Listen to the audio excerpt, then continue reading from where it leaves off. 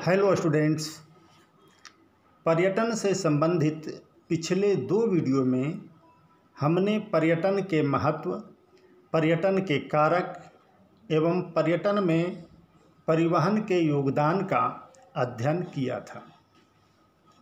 इसी कड़ी में हम आज झारखंड के पर्यटन स्थलों का अध्ययन करेंगे। ठीक है। झारखंड अपनी प्राकृतिक, भौगोलिक एवं सांस्कृतिक विशेषताओं के कारण भारत का एक अनोखा राज्य है। राजनीतिक दृष्टि से अपने जनक बिहार से अलग होकर 15 नवंबर 2000 ईस्वी में स्वतंत्र राज्य बना।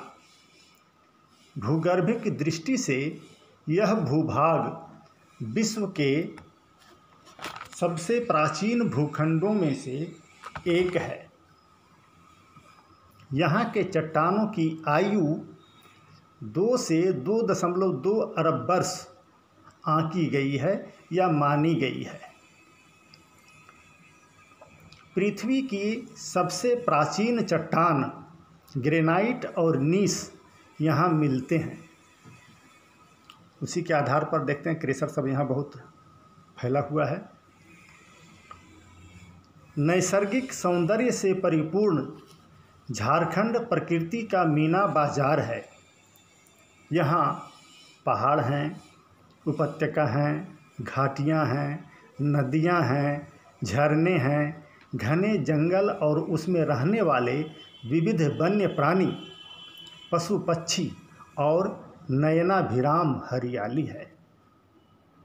नदियों का कलरव ऊबड़ खाबड़ पथरीली भूमि से गुजरता उनका सर्पिल मार्ग, ऊंचाई से कूदते जलप्रपात झरने अद्भुत दृश्य उत्पन्न करते हैं। झारखंड में प्रपात, झरने और स्रोतों की भरमार है। हुंडरू, जोन्हा, दसम, गौतम धारा, पंचघाघ, बूढ़ा घाघ, हिरनी, सदनी, रजरप्पा, उसरी आदि अनेक विशिष्ट झरने यहाँ हैं। यहाँ दर्जनों गर्म जल के सोते मिलते हैं। हजारीबाग का सूर्य कुंड सबसे गर्म कुंड है, जिसका तापमान लगभग 880 डिग्री सेल्सियस है। लगभग इतना ही गर्म सोता धनबाद का तेतुलिया और हुटार का तोतहा है। इससे कुछ कम गर्म जल का सोता गिरिडीह जिले के गांवा प्रखंड से 5 किलोमीटर उत्तर पश्चिम में सीरी नामक स्थान में है। झारखंड की भौगोलिक स्थिति बहुत महत्वपूर्ण है। इसका अक्षांशीय विस्तार 21 डिग्री 59 मिनट से उत्तर अक्षांश से 25 डिग्री 18 मिनट उत्तरी अक्षांश तक तथा देशांतरीय विस्तार 83 डिग्री 20 मिनट पूर्वी देशांतर से 87 डिग्री 57 मिनट पूर्वी देशांतर के बीच है। कर्क रेखा रांची के पास से गुजरती है। अक्षांशीय स्थिति और ऊंचाई के कारण यहाँ की जलवायु सुखद, शीतल एवं स्वास्थ्यवर्धक है, जिसके कारण रांची को ग्रीष्मावास स्थान या हिल स्टेशन का दर्जा प्राप्त है।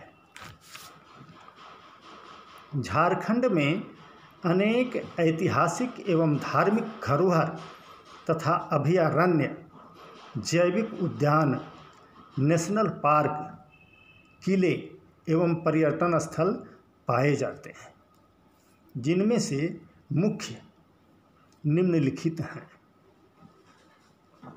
पहला, जैन तीर्थ स्थल मधुबन या पारसनाथ। झारखंड राज्य के गिरिडीह जिला में अवस्थित पारसनाथ पर्वत विश्व भर में रहने वाले करोड़ों जैन धर्मावलंबियों के लिए अटूट आस्था का केंद्र है। झारखंड की सबसे ऊंची पहाड़ी पारसनाथ, जिसकी ऊंचाई 1366 मीटर है, उस पर जैन तीर्थंकरों के टोंक एवं भगवान महावीर का मंदिर है। यह जिला मुख्यालय से 27 किलोमीटर तथा जीटी रोड से 17 किलोमीटर की दूरी पर स्थित है। जैन दर्शन के अनुसार मान्यता है कि एक बार जो भी व्यक्ति पर्वतराज एवं मधुबन की वंदना कर लेता है उसे नरक नहीं जाना पड़ता है। जैन वाङ्मय में 24 तीर्थंकरों का वर्णन आया है, जिनमें 20 तीर्थंकरों को इसी पावन भूमि में मोक्ष की प्राप्ति हुई है। पर्वतराज के नीचे अवस्थित मधुबन ग्राम जैनियों में शिखरजी के नाम से प्रसिद्ध है।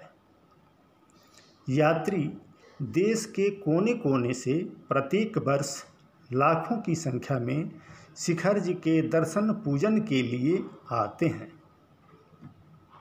मधुबन में तीर्थयात्रियों के आने का समय आश्विन माह से शुरू होकर फाल्गुन पूर्णिमा तक रहता है। ठीक है।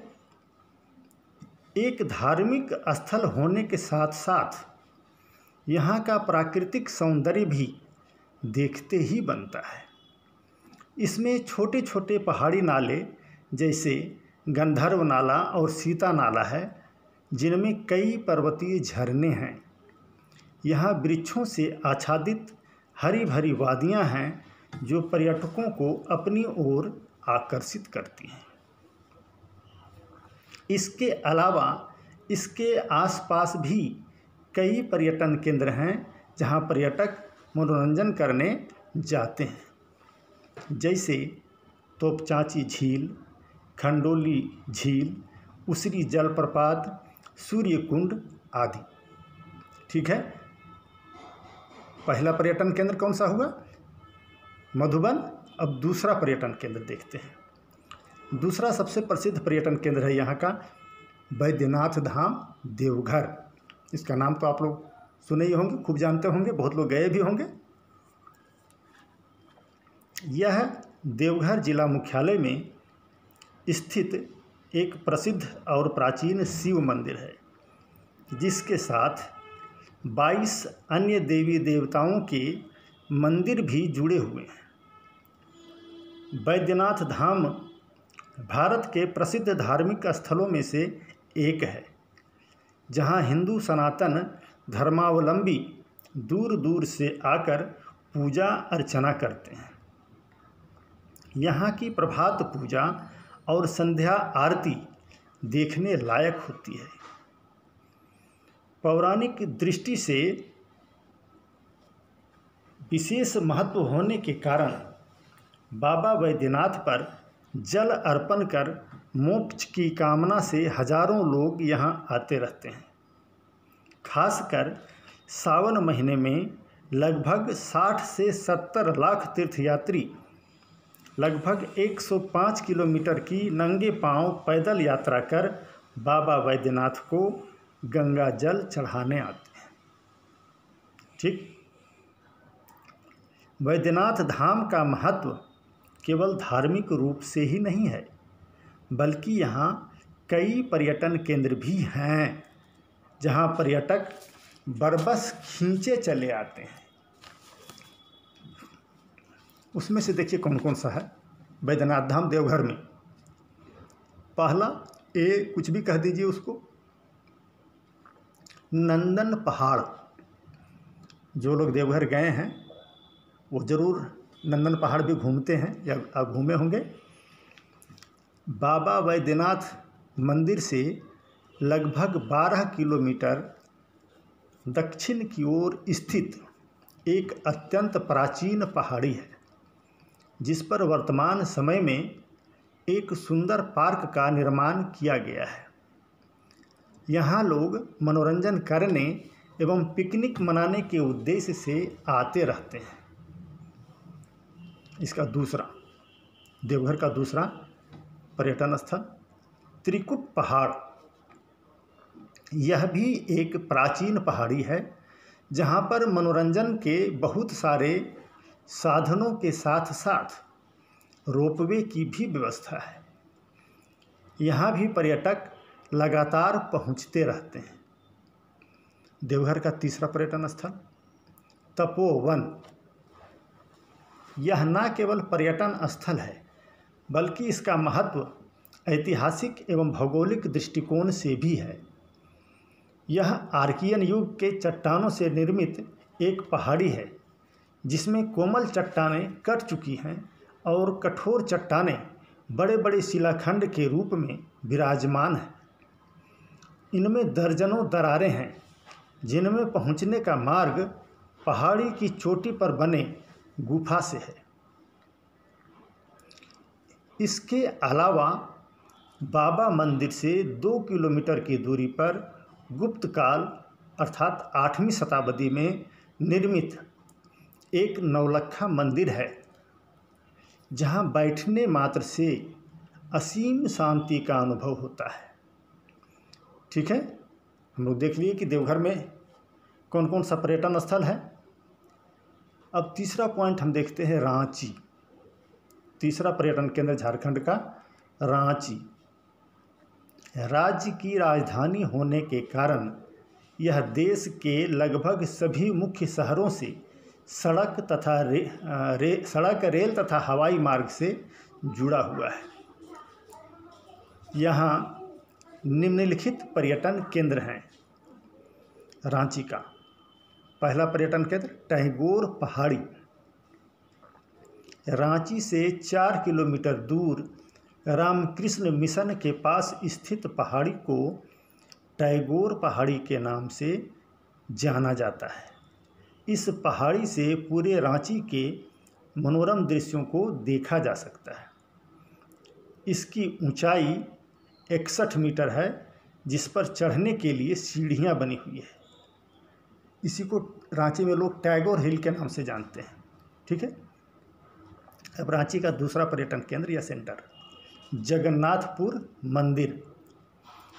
यह मंदिर रांची नगर के बाहर पहाड़ी की चोटी पर लगभग 12 किलोमीटर दूर जगन्नाथपुर में प्रतिष्ठित है।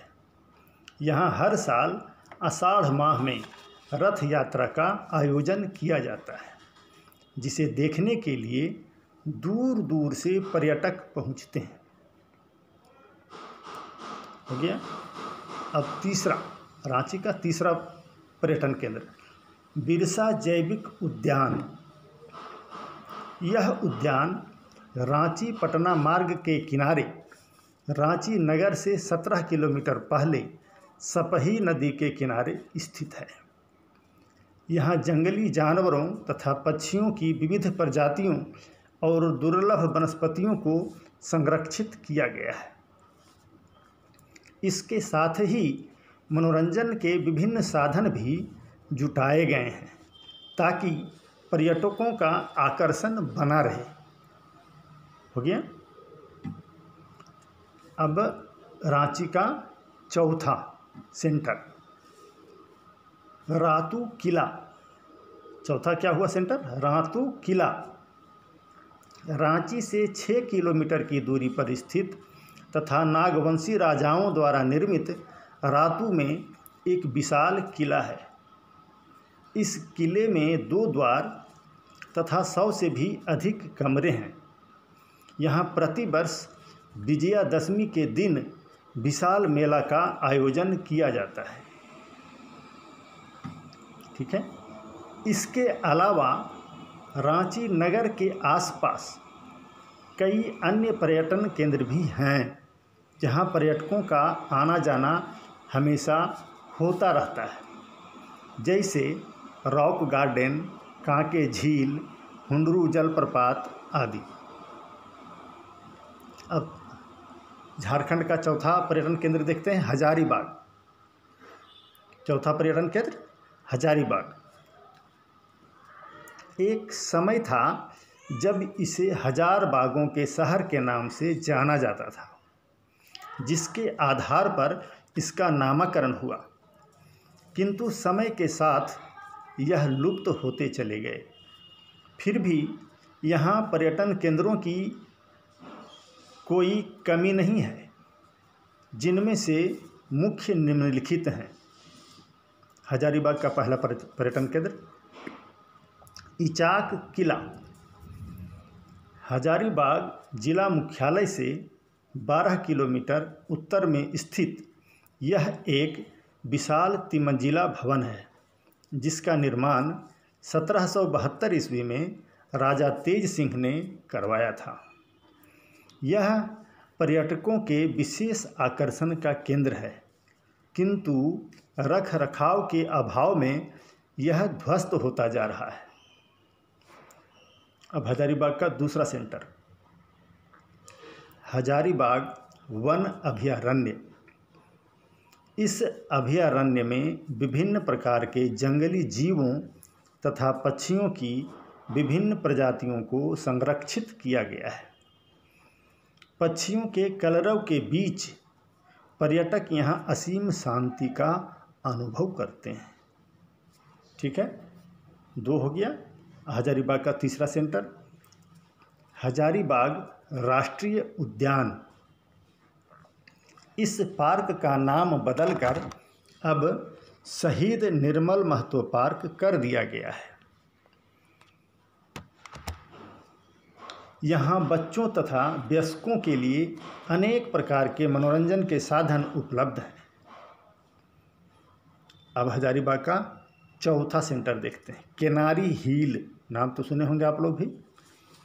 यह हजारीबाग की ऐतिहासिक धरोहर के साथ साथ पर्यटक स्थल भी है, जो शहर से मात्र 2 किलोमीटर पर अवस्थित है। शहर के शोरगुल से दूर यहाँ आकर मन को असीम शांति प्राप्त होती है। 5वां सेंटर हजारीबाग झील।